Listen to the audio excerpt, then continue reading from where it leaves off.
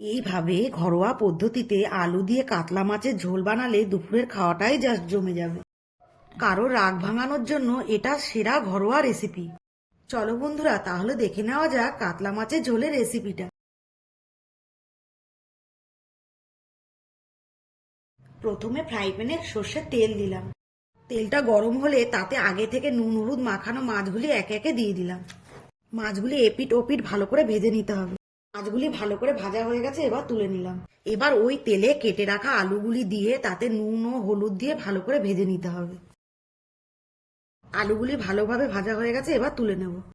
এবার ওই তেলে তেজপাতা, গোটা গরম মশলা ও কালো জিরে দিয়ে নাড়িয়ে তাতে পেঁয়াজ বাটা দিয়ে দিলাম।